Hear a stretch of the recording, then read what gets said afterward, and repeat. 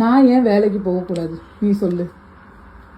ஏன்னா அப்போதான் வேலைக்கு போனால் நீங்கள் 2 பேரும் வேலைக்கு போனால் எனக்கு கஷ்டமாக இருக்கும். நானே சாப்பாடு சாப்பிட முடியாது, அல்சோ படிக்க முடியாது, அல்சோ தூங்க முடியாது, ட்ரெஸ்ஸும் துவைக்க முடியாது.